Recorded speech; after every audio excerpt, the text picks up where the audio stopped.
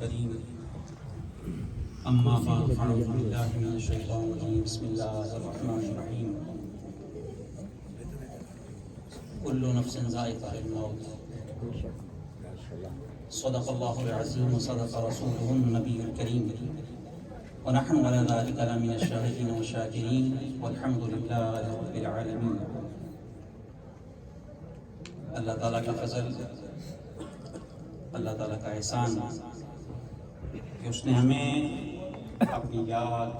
اپنے ذکر میں بیٹھنے کی توفیق عطا فرمائی. کروڑوں درود پیارے آقا حضرت محمد مصطفیٰ صلی اللہ علیہ وسلم پر، جن کے وسیلہ جلیلہ سے اللہ تعالیٰ نے یہ مہربانی فرمائی.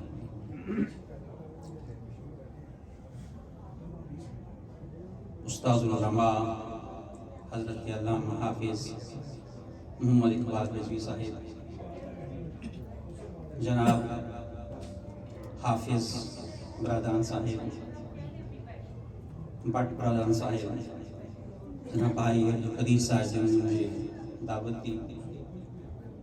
جملہ سرحان حضرت مصطفیٰ، میں سب کے نام سے آشنا نہیں ہوں، محسوس نہ فرمائیے گا. معزز سامعین کرام، موت ایک حقیقت ہے جس پر تمام انسانوں کا اتفاق ہے کہ جسمانی موت ہے،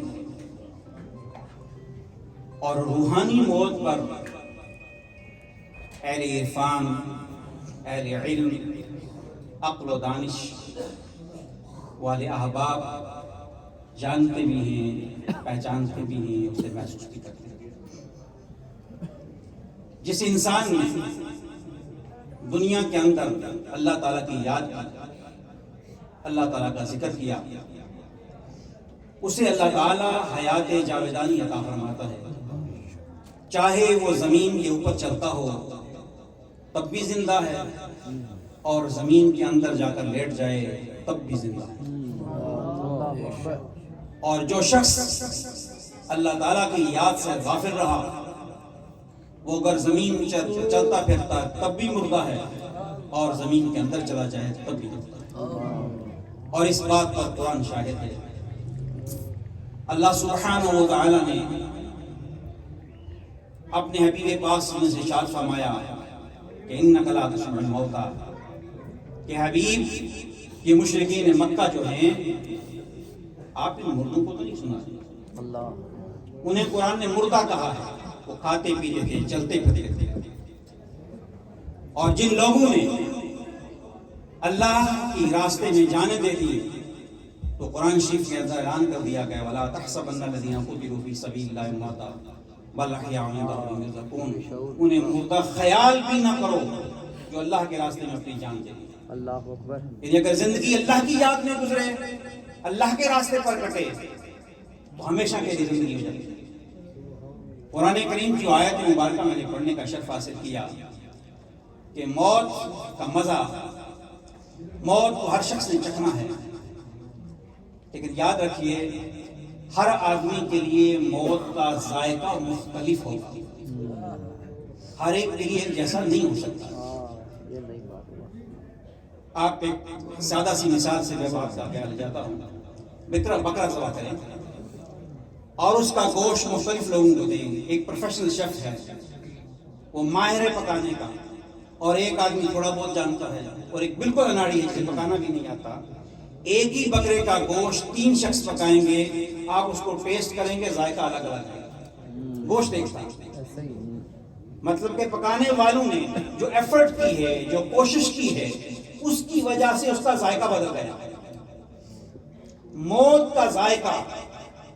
ہر آدمی کے لیے مختلف ہوگا. اس کے اندر آپ کا اپنا کتنا حصہ ہے، اپنا کتنا کردار ہے، اس کے حساب سے ذائقہ بدلتا چلا جائے. قرآن کے اندر بھی دیکھ لیجئے، حدیث مبارکہ میں دیکھ لیجئے. اللہ سبحانہ و تعالی نے جو لوگ کافر ہیں، اللہ پر ایمان نہیں رکھنے والے، ان کے متعلق فرمایا وَلَوْ تَرَىٰ إِذْ يَتَوَفَّى الَّذِينَ كَفَرُوا الْمَلَائِكَةُ يَضْرِبُونَ وُجُوهَهُمْ وَأَدْبَارَهُمْ وَذُوقُوا عَذَابَ الْحَرِيقِ. کاش کہ آپ دیکھتے، کہ سننے والے کاش کہ تو دیکھتا کہ جب فرشتے جو ہیں کافروں کی روح نکالتے ہیں، ان کے چہروں پر بھی مارتے ہیں، ان کے پشتوں پر بھی مارتے ہیں، اور کہتے ہیں کہ چکھو اپنی آگ دردناک عذاب، یہ آگ کا عذاب چکھو، اور یہ تمہارے اپنا کیا ہوا ہے۔ اللہ تعالیٰ بندوں پر ظلم نہیں کرتا، یہ تمہارا اپنا کیا تھا ہے۔ یعنی کافر کی جب موت آتی ہے اس کا جو ذائقہ ہوگا وہ مختلف ہوگا۔ پھر حدیث شریف میں ہے کہ جب کافر کی موت آتی ہے، جس آدمی نے اللہ کی یاد سے غافل رہا، جب اس کی موت آتی ہے تو اس کی مثال یہ بیان کی گئی کہ جس طرح گیلی روئی ہو اور اس میں کانٹے دار جھاڑی ہو، اس کو کھینچ کر زور سے نکالا جائے، تو میں جب کافر کی روح قبض ہوتی ہے تو اس طرح تکلیف ہوتی ہے، اس کو وہ ذائقہ آتا ہے، اس کی روح جس میں چپتی کرتی ہے۔ اور یہ بھی حدیث میں ہے، میں بات کو مختصر کرنے کی کوشش کرتا ہوں، اس لیے کہ ماہرین نفسیات یہ کہتے ہیں کہ 1 گھنٹے تک آدمی صحیح سنتا بھی ہے، سمجھتا بھی ہے، اور جب گھنٹے سے زیادہ ٹائم گزر جائے پھر سنتا تو رہتا ہے، سمجھ کم آتی ہے۔ اس لیے بات کو میں ختم کرنے کی کوشش کروں، استاد علماء بھی جلد محفوظ ہے۔ تو کافر کی جب موت آتی ہے تو ملک الموت آتا ہے، سرانے آ کر بیٹھ جاتا ہے، اور تا حد نگاہ فرشتوں کو اسے نظر آتے ہیں، ڈراؤنی ہیبت، سیاہ لباس کے اندر ہوتے ہیں، ڈراؤنی ہیبت، اور پھر اس کی روح کافر کی جسم میں چپتی پھرتی ہے اور اسے سختی کے ساتھ نکالا جاتا ہے، جھڑکا جاتا ہے، جھڑکے بلائی جاتی ہیں اور نکالا جاتا ہے، اور پھر ایک بدبودار ٹاٹ کے اندر اس کی روح لپیٹ کر جب لے جائی جاتی ہے، اور آگے آگے جب اس کا جنازہ اٹھتا ہے تو شیطان آگ لے کر ناچتا پھرتا ہے کہ میری وجہ سے ایک آدمی تو جہنم میں گیا، وہ خوشی کا اظہار کرتا ہے، اور وہ آدمی چیختا اور چلاتا ہے کہ مجھے آگے لے کر مت جاؤ، اور حدیث شریف میں ہے کہ سوائے انسان اور جن کے ساری اس کی آوازیں سنتے ہیں، انسان نہیں سن سکتے، جن نہیں سن سکتے، اور اس کی روح جب اللہ کے دربار میں پیش کی جاتی ہے، فرشتے آسمانوں والے پوچھتے ہیں کون ہے، تو اس کا بدترین نام جو دنیا میں تھا وہ لیا جاتا ہے، اور پھر حکم ہوتا ہے کسی سجین میں ڈال دیا۔ لیکن جب نیک انسان کی روح قبض ہوتی ہے، ملک الموت آ کر سرانے بیٹھتا ہے، تو نورانی لباس کے اندر، سفید لباس میں فرشتے طاعت دینے والے سے نظر آتے ہیں، اور پھر فرشتے اسے ملک الموت کہتا ہے یا ایھا النفس المطمئنہ ارجعی الی ربک راضیۃ مرضیہ، اے اطمینان والی روح اپنے رب کی طرف آ جا، اللہ تجھ سے راضی ہے تو اللہ سے۔ اب جو کافر کو ذائقہ آیا تھا وہ موت کا ذائقہ کیسا ہوگا، جو ایمان والے کو ذائقہ آیا وہ ذائقہ کیسا ہوگا۔ اور پھر یہ بھی حدیث میں ہے کہ جب ایمان والوں کی موت آتی ہے تو ان کے مختلف مدارج ہیں، مختلف درجے ہیں، اس حساب سے انہیں ذائقہ آئے گا۔ فرمایا حدیث کے اندر کہ مومن کی موت اس طرح آتی ہے، پانی کا مشکیزہ بھرا ہوا ہو، اس کا نوک اس کی گرا کھول دی جائے تو پانی پورے کش کر کے باہر نکلتا ہے، آرام سے پانی باہر جاتا ہے۔ فرمایا ایمان والے کی موت تو اس طرح ہوتی ہے۔ اور ایسی بھی موت ہوتی ہے کہ ملک الموت آتا ہے اور آ کر دیکھتا ہے کہ اس آدمی کے پیشانی پر اللہ لکھا ہوا ہے، عرض کرتا ہے پروردگار عالم اس کی روح کیسے قبض کروں،